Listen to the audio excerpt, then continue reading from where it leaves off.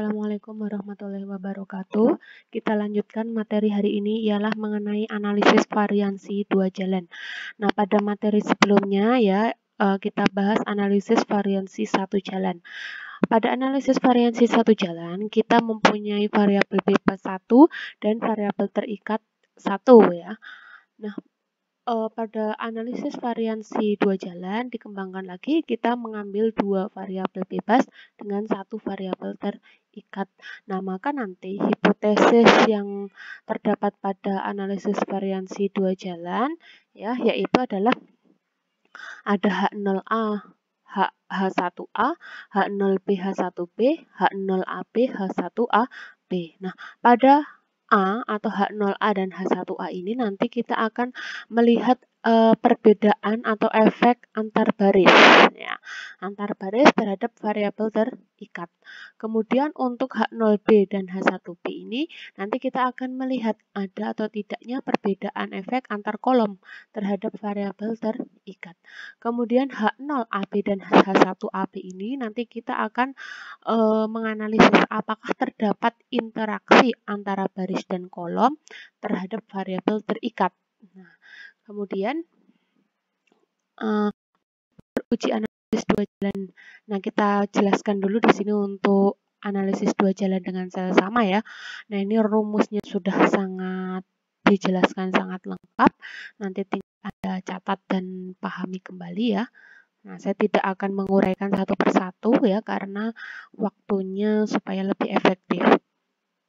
Statistik uji yang digunakan untuk H0A tadi ya, bahwa FA ya kita menggunakan A untuk baris yaitu adalah RKA per RKG dengan derajat kebebasannya adalah P-1 dan N besar min PG. P-1, P ini adalah banyak baris, Q adalah banyak kolom ya, nanti perlu diketahui. Sedangkan N besar adalah banyaknya sampelnya nanti yang kita ambil. Kemudian untuk H0B maka rumusnya adalah FB sama dengan RKB per RKG. Derajat bebasnya adalah Q-1 N min PG. Untuk H0AB adalah FAB sama dengan RKAB per RKG. Derajat bebasnya adalah P-1 kali Q-1 dan N besar min PG. Nah, kemudian selanjutnya adalah daerah kritis. Daerah kritis, maka Anda bisa lihat ya, daerah kritis hampir sama seperti yang anafas satu jalan, cuma di sini dikembangkan ya, ada 3 daerah kritis. Kemudian nanti Anda perlu menyajikan dalam rangkuman analisis variansi dua jalan seperti berikut.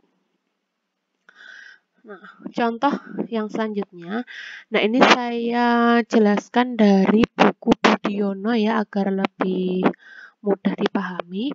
Langsung saya gunakan buku tersebut. Seorang peneliti ingin melihat manakah strategi pembelajaran yang paling efektif di antara strategi pembelajaran A, B, dan C. Dengan pengertian strategi pembelajaran yang satu lebih efektif dibanding dengan strategi pembelajaran lainnya. Apabila strategi yang pertama menghasilkan rata prestasi belajar yang lebih baik daripada rata prestasi yang dihasilkan oleh strategi yang kedua. Peneliti tersebut juga ingin melihat manakah yang lebih baik, prestasi belajar siswa-siswa pria ataukah prestasi belajar siswa-siswa wanita, dan sekaligus juga ingin melihat apakah terdapat perbedaan prestasi antara siswa-siswa pria dan siswa-siswa wanita pada tiap strategi pembelajaran. Setelah dilakukan eksperimen dan diambil sampel yang representatif terhadap populasinya, data yang disajikan adalah sebagai berikut. Nah, ini ada tabel prestasi belajar siswa menurut ya, jenis kelamin dan strategi mengajar. Jadi di sini jenis kelamin, ada pria dan wanita untuk baris, di kolom ada strategi mengajar yaitu A, B, dan C. Nah, kita bisa lihat di sini bahwa variabel bebas adalah variabel yang mempengaruhi variabel terikat. Maka variabel bebas di sini kita punya 2, yaitu jenis kelamin dan strategi mengajar. Jenis kelamin dibagi menjadi pria dan wanita, strategi mengajar dibagi menjadi A, B, dan C. Selanjutnya variabel terikat ialah variabel yang dipengaruhi oleh variabel bebas. Nah, dalam hal ini variabel terikatnya ialah prestasi belajar siswa-siswa. Nah, maka jika diambil tingkat signifikansi 5%, bagaimana kesimpulan penelitian tersebut diasumsikan semua persyaratan analisis variansi dipenuhi. Maka solusi, ya pertama kita tentukan hipotesisnya terlebih dahulu. H0A adalah, ya di sini alfa I sama dengan 0 untuk tiap I 1,2 karena kita di baris hanya ada 2, maka I-nya adalah 1 sampai 2. H1A adalah paling sedikit ada 1 alfa I yang tidak 0. Kemudian B di sini untuk B I-nya sampai 3 karena kita punya strategi A, B, dan C. Untuk H0AB ya dilanjutkan. I-nya ada 1 sampai 2 dan C-nya ada 1 sampai 3. Yang kedua adalah kita tentukan alfa. Maka alfanya adalah 5%. Selanjutnya adalah yang ketiga komputasi atau perhitungan. Nah, maka dalam hal ini ya kita buat dulu dalam tabel penolong untuk jumlah AB di sini ya. Maka di sel-sel ini ya 16, 7, 15, 25 dan seterusnya itu Anda jumlahkan dulu dari nah ini 4 tambah 7 tambah 5. 2 tambah 3 tambah 2 sama dengan 7 dan seterusnya. Pada masing-masing sel Anda jumlahkan terlebih dahulu. Nah, selanjutnya total untuk pria di sini kita sebut A1 yaitu 38, total wanita di sini adalah 70 atau A2. Nah, ke bawah berarti total untuk strategi A, strategi B, strategi C. Maka G di sini adalah total dari keseluruhan, maka baris dan kolom yaitu sama, hasilnya adalah totalnya adalah 108 jika dijumlahkan. Nah, maka sesuai rumus ANOVA satu jalan sel sama, maka yang pertama kita cari dulu G kuadrat per N. G kuadrat berarti 108 kuadrat per N. N besar. N besar didapat dari mana? Nah, kita cari. Ternyata di sini ada 3 ya. Ada 3 dan 3. Maka 3 kali 6 yaitu 18. Maka N besar atau jumlah sampelnya adalah 18. Maka dihitung adalah 648. Yang kedua adalah sigma XIJK kuadrat. I dimulai dari I, J, dan K ya, maaf. Nah, ini berarti Anda cari dari kuadrat nilai-nilai dalam sel 4 kuadrat tambah 7 kuadrat dan seterusnya sampai 7 kuadrat, hasilnya adalah 744. Yang ketiga adalah sigma AI kuadrat per NQ dimulai dari I ya, I-nya ada berapa? Ada 2, berarti kita punya 38 dan 70 di sini. Maka A1 kuadrat ini A2 kuadrat N kali Q berarti N-nya itu adalah 3, N kecil ya. N kecil pada setiap sel itu ada 3. Kemudian Q adalah kolom. Kolomnya ada berapa? Ada 3. Maka 3 kali 3 ini juga 3 kali 3. Maka dihasilkan 704,889. Yang keempat adalah sigma BJ kuadrat per NP. Nah, ini sigmanya dimulai dari J, J-nya adalah 1 sampai 3. Maka 41 kuadrat per NP. NP, nah setiap sel ada berapa? Ada 3. 3 kali P. P barisnya ada berapa? Ada 2. Dan seterusnya. Maka didapatkan 668,333. Nah, sekarang yang kelima, sigma ABIJ kuadrat per N I, J. I-nya dari 1, 2 sampai J dari 1 sampai 3. Maka di sini kita cari dari kuadrat sel-sel yang ada di sini. 16 kuadrat per 3 ya, N kecil karena dalam setiap sel kita punya 3 sampel. Kemudian 25 kuadrat per 3 dan seterusnya sampai terakhir adalah 25 kuadrat per 3. Hasilnya adalah 726,667. JKA yaitu adalah perhitungan 3 dikurangi 1 maka sekian. JKB perhitungan 4 dikurangi 1 yaitu sekian.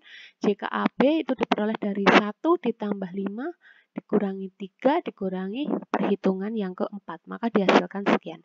JKG juga Anda tinggal substitusikan. Perhitungan 2 dikurangi perhitungan 5 mendapatkan sekian. JKT Anda bisa hitung dari perhitungan 2 dikurangi perhitungan 1, yaitu 96. Maka sekarang kita cari dulu derajat bebas. Derajat bebas untuk A yaitu adalah P-1, artinya adalah banyak baris ya, ada 2 dikurangi 1 yaitu 1. DKB yaitu adalah untuk kolomnya. Q-1, kolom ada 3, maka 3-1 adalah 2. DKAB, derajat bebasnya adalah P-1 kali Q-1, maka 1 kali 2 yaitu 2. DKG diperoleh dari PQ kalikan N kecil min 1, maka P itu ada 2, Q ada 3, N min 1 berarti 3 min 1 yaitu 2 sama dengan 12. DKT atau derajat bebas totalnya adalah N besar dikurangi 1 yaitu adalah 18 sampel dikurangi 1 yaitu sama dengan 17. RKA diperoleh dari JKA per DKA. Berarti kita ambil 56,889 per DKA yaitu adalah 1 sama dengan 56,889 dan seterusnya. RKB sama dengan JKB per DKB, maka dihasilkan sekian. RKAB ya Anda bisa substitusikan. RKG substitusikan dari JKG per DKG. Maka selanjutnya statistik ujinya adalah kita cari FA, FB, dan FAB. FA ini untuk uji hipotesis yang pertama, FB untuk uji hipotesis yang kedua untuk kolom, FAB untuk interaksi antara baris dan kolom. Maka FA kita dapatkan dari RKA per RKG, maka sekian. FB didapat dari RKB per RKG, maka sekian. FAB didapatkan dari RKAB per RKG, maka sekian. Nah, untuk derajat bebas, untuk daerah kritis, berarti kita harus cari satu persatu untuk daerah kritis hipotesis untuk A ya, B dan AB. Maka kita nanti bisa melihat dari tabel distribusi F untuk alfa nilainya 0,05. Jadi harus teliti ya, alfa yang diambil adalah 0,05. Dilihat dulu pada atas tabel. Nah, maka di sini menunjukkan V1, V2. Jangan sampai tertukar ya dalam mengambil tabel, nanti Anda lihat kembali. V1, V2, maka kita dapatkan ya, nanti dicek sendiri, maka hasilnya adalah 4,75. V1, V2 untuk FB maka 3,89. Kemudian untuk FAB adalah 0,05, 2, 12. V1-nya 2, V2-nya 12. Didapatkan sama yaitu 3,89. Rangkuman analisis variansi dua jalan ya supaya enak kita lihat, maka kita sajikan dalam tabel berikut. Nah, P ini ketika kita mau membandingkan dengan nilai aplikasi ya, aplikasi perhitungan untuk ANOVA dua jalan. Nah, maka di sini kita hanya lihat ini saja cukup ya. Untuk hal ini kita karena menghitungnya manual, kita lihat dulu dari sini. F observasi tadi kita dapatkan FA-nya adalah 39,40, FB-nya adalah 7,04, dan FAB-nya adalah 0,50. Untuk JKA, JKB, JKAB, JKG, JKT Anda isikan sendiri. Begitu pula untuk derajat bebas dan untuk RKA, RKB, RKAB, dan RKG-nya. Silahkan diisi sendiri. Nah, F alpha atau F tabel, maka Anda bisa lihat di sini. Nah, jika Anda gambarkan ke dalam kurva OF, maka ketika F observasi itu ada di kanan dari F tabel, maka dia ada di daerah kritis. Jika di daerah kritis, maka H0 ditolak, artinya Anda akan menerima H1. Nah, di sini kita dapat bandingkan ya, nanti Anda gambar 4,75, di kanan 4,75 adalah daerah kritis, maka 39,40 ada di daerah kritis di kanan 4,75. Artinya adalah ketika di daerah kritis berarti H0A ditolak atau kita menerima H1A. Selanjutnya 3,89 Anda gambarkan. Nah, di kanan 3,89 artinya 7,04 itu di daerah kritis. Sehingga kita simpulkan keputusan ujinya adalah H0B ditolak. Ya, jadi ditolak juga karena F observasi ada di anggota daerah kritis. Maka H0P ditolak artinya nanti kita akan menerima H1P. H0AP bagaimana? Dan H1AP, nah kita lihat tabelnya adalah 3,89. Kemudian di sini ada 0,50 untuk observasi, maka ini ada di kiri. Jadi kalau di kiri berarti dia tidak di daerah kritis. Ketika tidak di daerah kritis maka H0 diterima. Jadi di sini H0AP diterima. Maka dari sini dapat disimpulkan bahwa yang pertama, siswa-siswa pria dan siswa-siswa wanita mempunyai prestasi belajar yang berbeda. Karena kita tadi menolak H0 tapi menerima H1A. H1A itu untuk baris, yaitu untuk jenis kelamin. Maka kita melihat pria dan wanita. Untuk H0B ditolak, maka kita menerima H1B. Nah, artinya pada kolom tadi ada strategi mengajar. Nah, di sini maka kita simpulkan H1B diterima. Tidak benar bahwa strategi mengajar memberikan efek yang sama. Artinya adalah efeknya berbeda. Kemudian yang C, H0AP diterima, artinya sama atau tidak ada interaksi antara jenis kelamin dan strategi mengajar terhadap prestasi belajar. Nah, ketika AH0 itu ditolak, kemudian kita menerima H1, ya, maka pada analisis variansi dua jalan, ya, ketika terjadi seperti itu, maka selanjutnya kita harus melakukan pengujian dengan uji Skiff. Nah, namun demikian untuk materi yang saya jelaskan di sini baru sampai analisis variansi dua jalan ini.